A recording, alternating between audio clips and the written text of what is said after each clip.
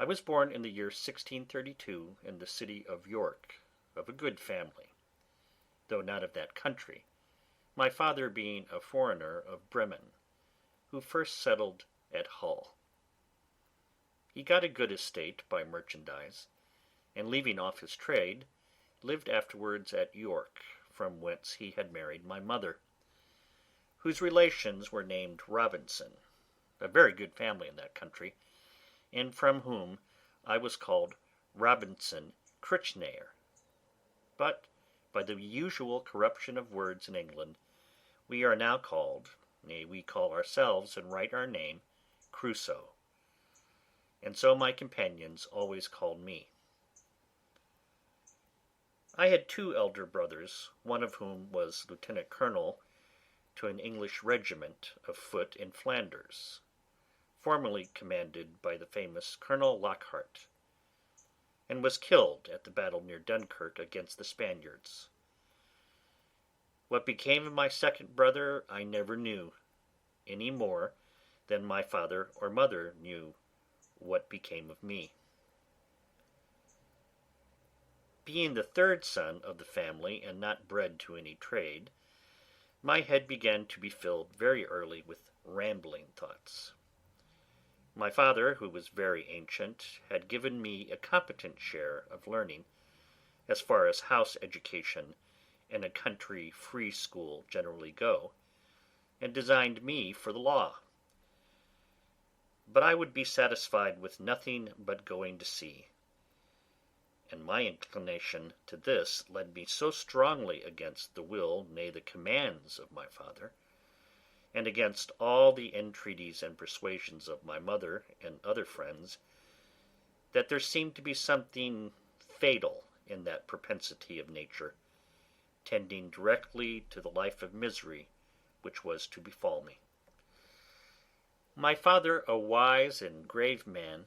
gave me serious and excellent counsel against what he foresaw was my design.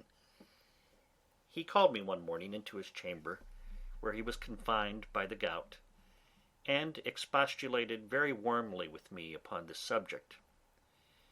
He asked me what reasons, more than a mere wandering inclination, I had for leaving father's house and my native country, where I might be well introduced, and had a prospect of raising my fortune by application and industry,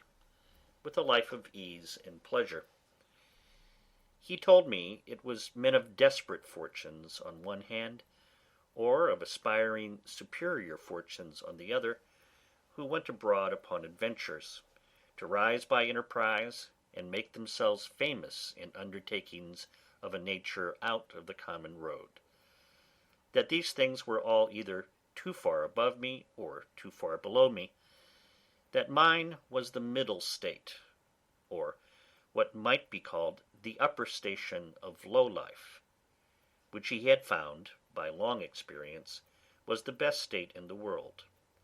the most suited to human happiness, not exposed to the miseries and hardships, the labour and suffering of the mechanic part of mankind, and not embarrassed with the pride, luxury, ambition, and envy of the upper part of mankind. He told me I might judge of the happiness of the state by this one thing, that is, that this was the state of life which all other people envied, that kings have frequently lamented the miserable consequence of being born to great things, and wished they had been placed in the middle of the 2 extremes, between the mean and the great, that the wise man gave his testimony to this as the standard of felicity, when he prayed to have neither poverty nor riches. He bade me observe it, and I should always find that the calamities of life were shared among the upper and lower part of mankind, but that the middle station had the fewest disasters, and was not exposed to so many vicissitudes as the higher or lower part of mankind. Nay, they were not subjected to so many distempers and uneasinesses, either of body or mind, as those who were, by vicious living, luxury, and extravagances on the one hand, or by hard labor, want of necessaries, and mean or insufficient diet on the other hand, bring distemper upon themselves by the natural consequences of their way of living. That the middle station of life was calculated for all kind of virtue and all kind of enjoyments. That peace and plenty were the handmaids of a middle fortune. That temperance, moderation, quietness, health, society, all agreeable diversions, and all desirable pleasures were the blessings attending the middle station of life. That this way men went silently and smoothly through the world, and comfortably out of it, not embarrassed with the labors of the hands or of the head, not sold to a life of slavery for daily bread, nor harassed with perplexed circumstances, which rob the soul of peace and the body of rest, nor enraged with the passion of envy, or the secret burning lust of ambition for great things, but in easy circumstances sliding gently through the world, and sensibly tasting the sweets of living without the bitter, feeling that they are happy, and learning by every day's experience to know it more sensibly. After this he pressed me earnestly, and in the most affectionate manner, not to play the young man, nor to precipitate myself into miseries which nature, and the station of life I was born in, seemed to have provided against. That I was under no necessity of seeking my bread, that he would do well for me, and endeavour to enter me fairly into the station of life which he had just been recommending to me, and that if I was not very easy and happy in the world, it must be my mere fate or fault that must hinder it, and that he should have nothing to answer for, having thus discharged his duty in warning me against measures which he knew would be to my hurt. In a word, that as he would do very kind things for me if I would stay and settle at home as he directed, so he would not have so much hand in my misfortunes as to give me any encouragement to go away. And to close all, he told me I had my elder brother for an example, to whom he had used the same earnest persuasions to keep him from going into the Low Country wars, but could not prevail, his young desires prompting him to run into the army where he was killed. And though he said he would not cease to pray for me, yet he would venture to say to me that if I did take this foolish step, God would not bless me, and I should have leisure hereafter to reflect upon having neglected his counsel when there might be none to assist in my recovery. I observed in this last part of his discourse, which was truly prophetic, though I suppose my father did not know it to be so himself, I say I observed the tears run down his face very plentifully, especially when he spoke of my brother who was killed, and that when he spoke of my having leisure to repent, and none to assist me, he was so moved that he broke off the discourse, and told me his heart was so full he could say no more to me. I was sincerely affected with this discourse, and indeed who could be otherwise? And I resolved not to think of going abroad any more, but to settle at home according to my father's desire. But, alas, a few days wore it all off, and, in short, to prevent any of my father's further importunities, in a few weeks after, I resolved to run quite away from him. However, I did not act quite so hastily as the first heat of my resolution prompted, but I took my mother, at a time when I thought her a little more pleasant than ordinary, and told her that my thoughts were so entirely bent upon seeing the world that I should never settle to anything with resolution enough to go through with it, and my father had better give me his consent then force me to go without it, that I was now 18 years old, which was too late to go apprentice to a trade or clerk to an attorney, and that I was sure if I did I should never serve out my time, but I should certainly run away from my master before my time was out and go to sea.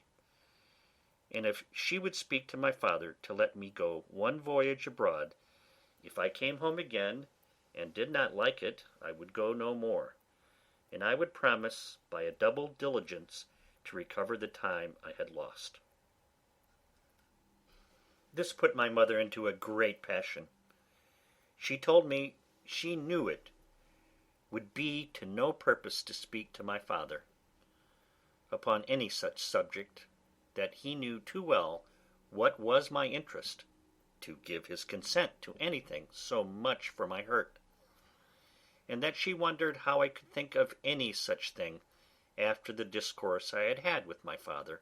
and such kind and tender expressions as she knew my father had used to me, and that, in short, if I would ruin myself, there was no help for me, but I might depend I should never have their consent to it, that for her part she would not so much have hand in my destruction, and I should never have it to say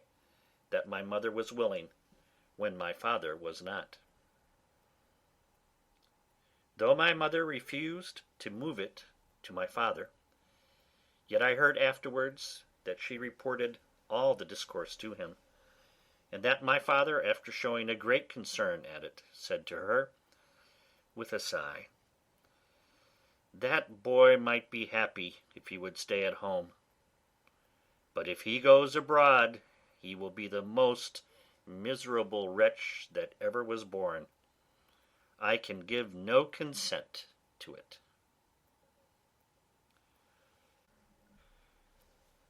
It was not till almost a year after this that I broke loose, though in the meantime I continued obstinately deaf to all proposals of settling to business, and frequently expostulated with my father and mother about their being so positively determined against what they knew my inclinations prompted me to. But being one day at Hull, where I went casually, and without any purpose of making an elopement at that time, but, I say, being there, and one of my companions being about to sail to London in his father's ship, and prompting me to go with them, with the common allurement of seafaring men, that it should cost me nothing for my passage, I consulted neither father nor mother any more, nor so much as sent them word of it, but leaving them to hear of it as they might, without asking God's blessing or my father's, without any consideration of circumstances or consequences, and in an ill hour, God knows, on the 1st of September, 1651, I went on board a ship bound for London. Never any young adventurer's misfortunes, I believe, began sooner or continued longer than mine. The ship was no sooner out of the Humber than the wind began to blow, and the sea to rise in a most frightful manner. And as I had never been at sea before, I was most inexpressibly sick in body and terrified in mind. I began now seriously to reflect upon what I had done, and how justly I was overtaken by the judgment of heaven for my wicked leaving my father's house and abandoning my duty. All the good counsels of my parents, my father's tears, and my mother's entreaties came now fresh into my mind, and my conscience, which was not yet come to the pitch of hardness to which it has since, reproached me with the contempt of advice, and the breach of my duty to God and my father. All this while the storm increased, and the sea went very high, though nothing like what I have seen many times since. No, nor what I saw a few days after. but it was enough to affect me then, who was but a young sailor and had never known anything of the matter. I expected every wave would have swallowed us up, and that every time the ship fell down as I thought it did in the trough or hollow of the sea, we should never rise more. In this act of mind, I made many vows and resolutions, that if it would please God to spare my life in this one voyage, if ever I got once my foot upon dry land again, I would go directly home to my father, and never set it into a ship again while I lived. That I would take his advice, and never run myself into such miseries as these any more. Now I saw plainly the goodness of his observations about the middle station of life, how easy, how comfortably he had lived all his days, and never had been exposed to tempests at sea or troubles on shore. And I resolved that I would, like a true repenting prodigal, go home to my father. These wise and sober thoughts continued all the while the storm lasted, and indeed some time after. But the next day the wind was abated, and the sea calmer, and I began to be a little inured to it. However, I was very grave for all that day, being also a little seasick still. But towards night the weather cleared up, the wind was quite over, and a charming fine evening followed. The sun went down perfectly clear, and rose so the next morning, and having little or no wind, and a smooth sea, the sun shining upon it, the sight was, I thought, the most delightful that ever I saw. I had slept well in the night, and was now no more seasick, but very cheerful,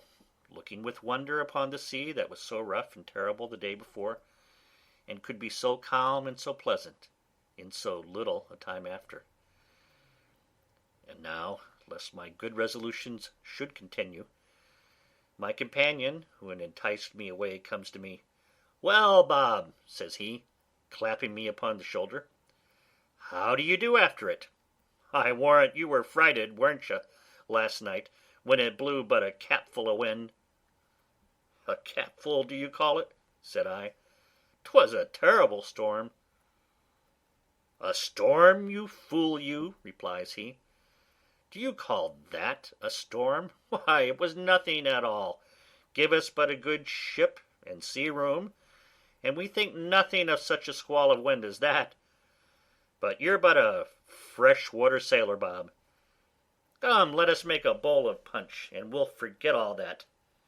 D'ye see what charmin' weather 'tis now?" To make short this sad part of my story,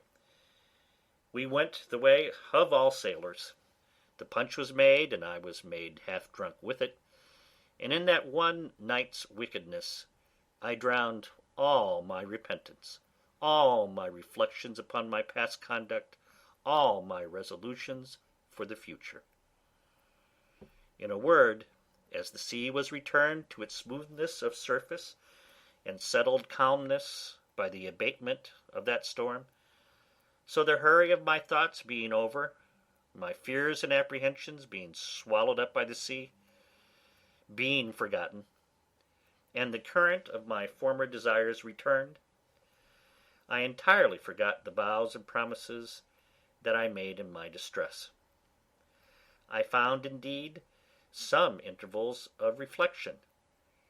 and the serious thoughts did, as it were, endeavour to return again sometimes, but I shook them off, and roused myself from them as if it were from a distemper, and applying myself to drinking and company, soon mastered the return of those fits, for so I called them,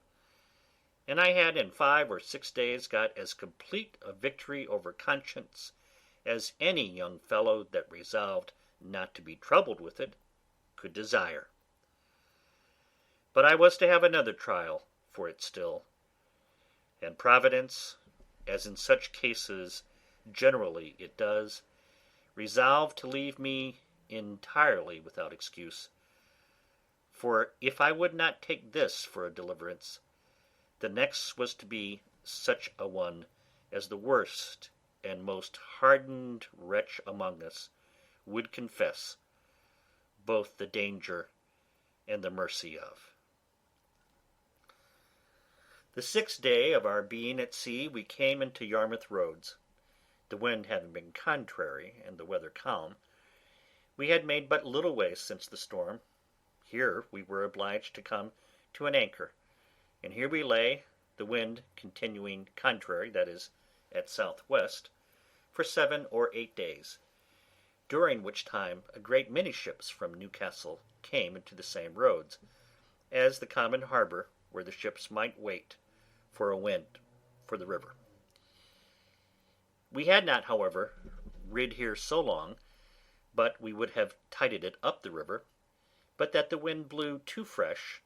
and after that we had lain 4 or 5 days, blew very hard.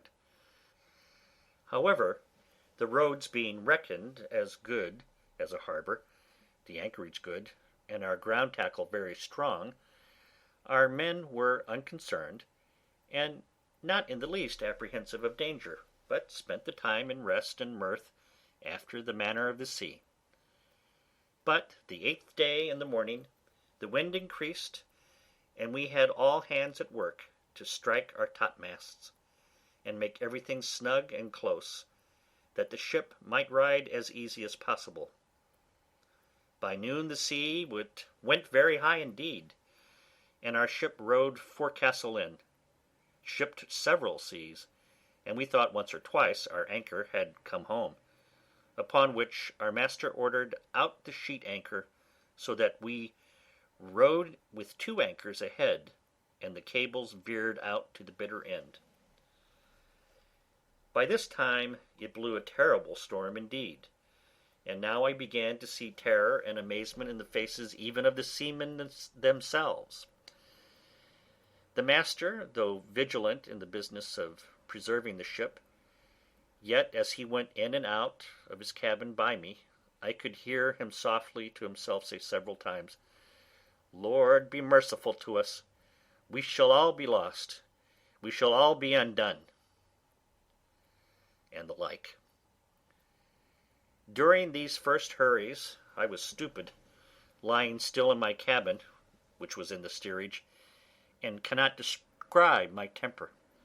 I could ill resume the first penitence which I had so apparently trampled upon and hardened myself against.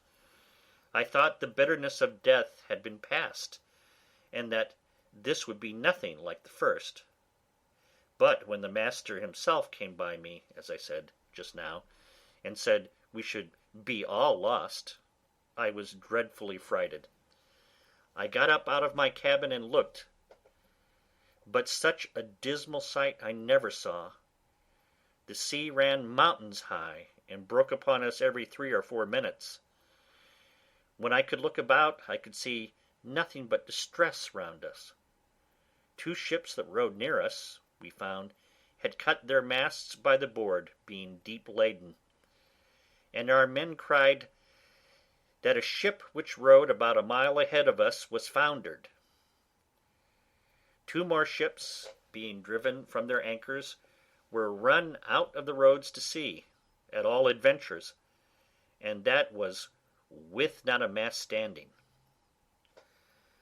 The light ships fared the best, as not so much labouring in the sea, but 2 or 3 of them drove, and came close by us, running away with only their spritsail out before the wind. Towards the evening,